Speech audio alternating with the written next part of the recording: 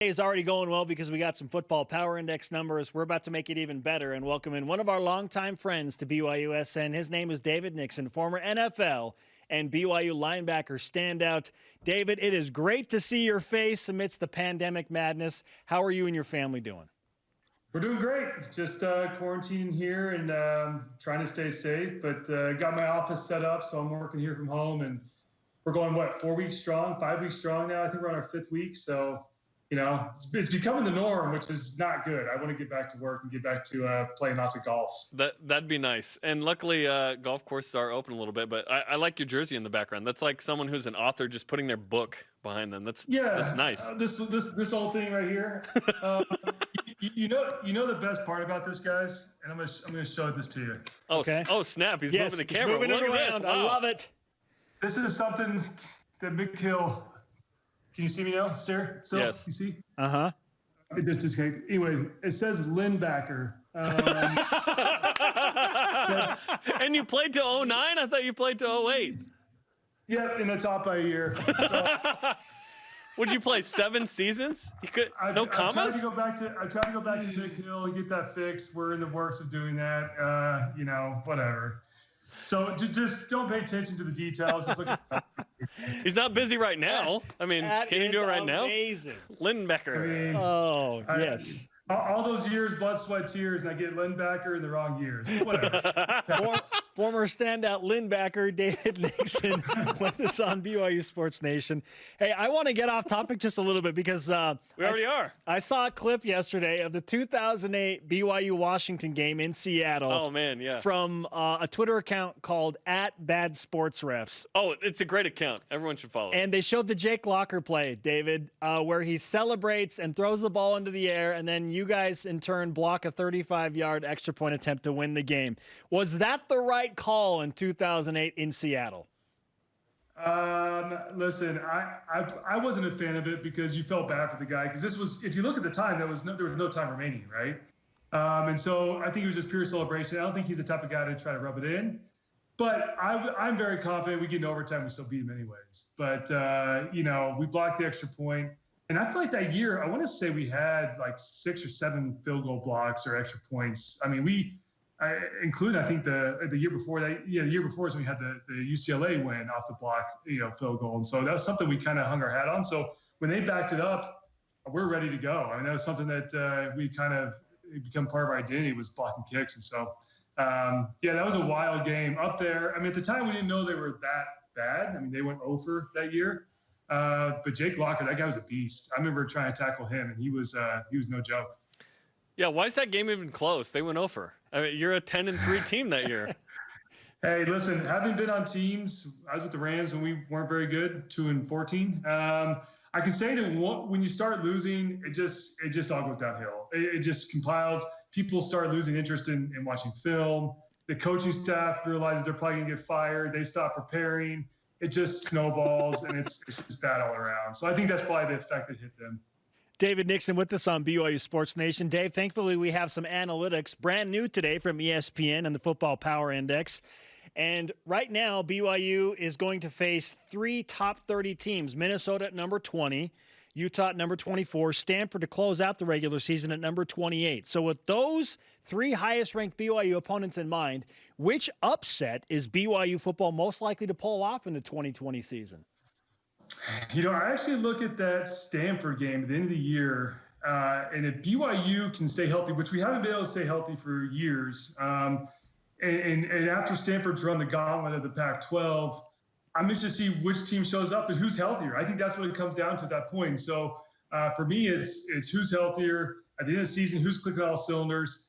I mean, look at last season with BYU, struggled towards the end of the year, right? And this is a team that started to fall off at the end of the season and just really couldn't put it all together. And so can they rebound and knock off a Stanford team at their place to kind of finish the season? I think that's what we all want to see. We want to see a team that's consistent. We've seen glimpses of brilliance from this BYU team, beating USC and beating Tennessee, but then you lose to the USFs and the Toledos. Can BYU get some consistency and finish the season? And even if BYU were to go 6-6, if there's some type of consistency where BYU wins the games they should, and frankly loses the games they probably should as well, but there's some type of consistency that we know week in and week out what we can expect from this team, then I think fans can take a 6-6 type season. But it's this roller coaster up and down. And I'm hoping that next year BYU, I should say this year, BYU can put it all together. And I think that Stanford game at the end of the year, hopefully by that time BYU's got it all together and can roll something out. I agree with you that BYU needs more consistency, but there's no way we'd accept a 6-6 season. We're not gonna go, yeah, we're sad. No way. It's 8+, baby. That's the minimum threshold, David, for a good season, in my opinion. Is you got to get to at least 8.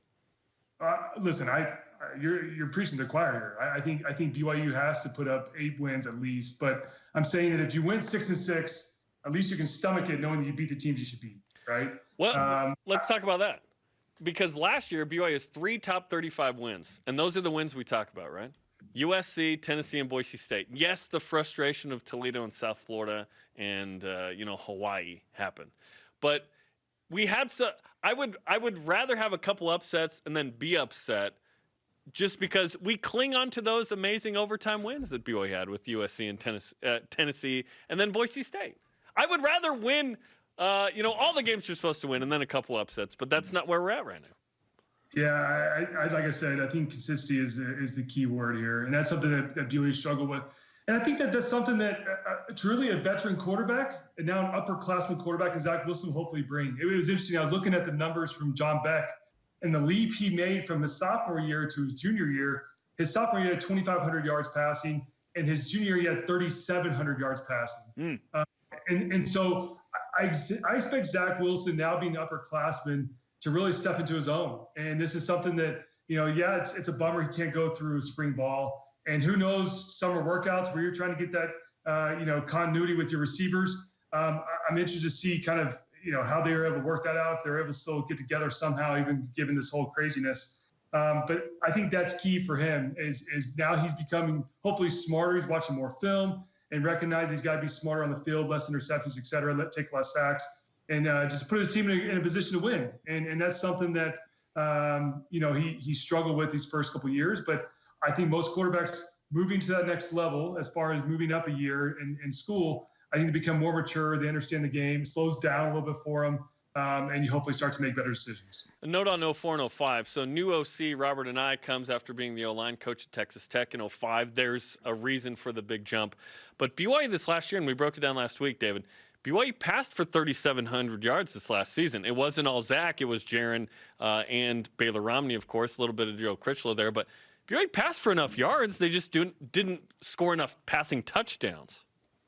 Yeah, and it was the turnovers. And it was not only turnovers, but it was pick sixes, and it was fumbles in our own territory. And so it's cleaning all that up. And that's frankly what it comes down to between the good and great teams, is those that can execute and those that take care of the ball. And on the flip side, defensively creating turnovers. And that's something that, frankly, this BYU defense this year, we had good, interceptions in certain games, but there wasn't consistency on that side of the ball either. You didn't see a lot of forced fumbles, et cetera. So I think it's an all-around team effort. You got to set up your offense for short fields. And I think that's where the defense can help. But offensively, you can't put your defense in a bind with, first down and on your own 20-yard line, and it's a guaranteed 3 points. So figure that out. That's going to be obviously on Kalani in this offseason. They've got plenty of downtime right now to sort through it all.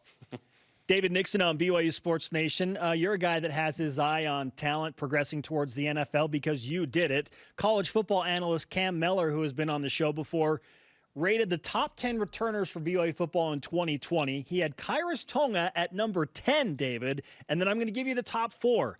Matt Bushman at 4, James Empey 3, Zach Wilson number 2, and Brady Christensen number 1. Who's the top returner for BYU football in your opinion?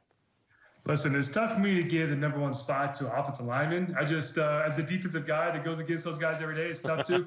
But Brady Christensen, what he did last year in the integral part, he is a part of the offensive line and protecting Zach Wilson. I think you have to give him the number 1 spot. Kairos Tonga number 10. Listen, I don't disagree in the sense that Kairos Tonga has got to show that he can play. He can be on the field, play in and play out. This is a guy who, would only go 1 or 2 series and then take a series or 2 off, or 1 or 2 plays and then take a play or 2 off. And so until he can show that he can be on the field and help out this defense on a consistent basis as well, I don't disagree with sliding him down there at the 10 spot. I think hopefully Kyrus is getting himself in shape and getting ready for this season, because if he wants to go to the next level, he's got to be able to show that he can be a first, second, and oftentimes third down type nose tackle. And listen, I get it. If BYU defense wants to bring in some more speed for that third down and long situations, then so be it. But on 3rd and 2, he's got to be in there. He's got to be a kind of a hole stopper and let those linebackers run free. And so he's got to get better shape and be able to play more downs. That's what it comes down to. There are 4 linebackers in the top 10 as well. BYU returns basically everybody, which is good news. And I think we expect this to be one of the better groups for BYU. What's your opinion? Yeah. Sorry, I think it's freezing a little bit there. Yeah, listen, I love this linebacker core, and I particularly love Peyton Wilgar. And I know that he was ranked pretty high here. After seeing what he did his freshman year, I think he'll be a huge contributor. I think can be up there with the guys that you can design a whole defense around him. I mean, this is a kid that's big and long enough to rush on the outside, but also you can move him back and stack him back, and he can roam and run sideline to sideline. So I like him. Isaiah Kafusi, this is a guy that's just been steady. I mean, you know when Isaiah Kafusi steps on the field, what you're going to get from Isaiah. He's not going to be undisciplined. He's not going to make mistakes. He's going to be where he needs to be, and he's going to make big plays. So he's that steady Eddie, right? I like Peyton Wilgar with kind of that wild card. And then Chaz Ayu, can he put on more weight? He's got to show that he can be more durable. He was banged up quite a bit last season. Hopefully he can come around. And, I agree. I think there's a lot of playmakers at linebacker spot. I'm excited to see how they all, once again, through an off season, how they develop as well. And, that's a spot when you got Kyrus Tongue in the middle, plugging holes. You should have plenty of guys that should be able to run around and make some plays. NFL veteran linebacker and BYU linebacker David Nixon with us on BYU Sports Nation.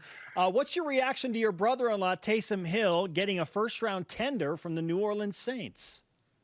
Crazy, right? He was the only restricted free agent that got a first-round tender. Of all the guys tendered, he was the only one with the first round. So I think it goes to show how much they love him there in New Orleans. And I know they're trying to work out a longer-term deal with him right now.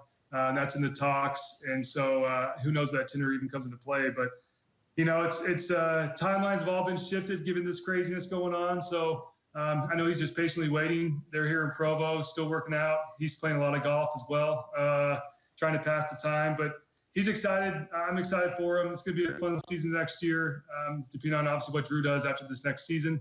I think Sean Payton actually let it slip in one of his interviews that he thinks this will be Drew's last season. So I think that's probably somewhat of the general consensus, maybe kind of a farewell so long tour for Drew. And then hopefully Taysom's kind of the next guy up. That's kind of the thought process there. Just make sure you give Taysom some good advice on how to balance sports and being a father, okay? Yeah, and tell him to get a face. Yeah, that's we all do it. We all do our gender reveals. I guess baby reveals in this case. We do it a little differently. And, no faces. So yeah, it was kind of weird at first. I'll be honest. Yeah, I was like, where are the faces? Yeah, switch it up a little bit. We're excited for them. I think my sister Emily mentioned in the post. They've been trying for a little while now, so we're pretty excited for them that that pregnancy's coming along and have a little one. We'll see.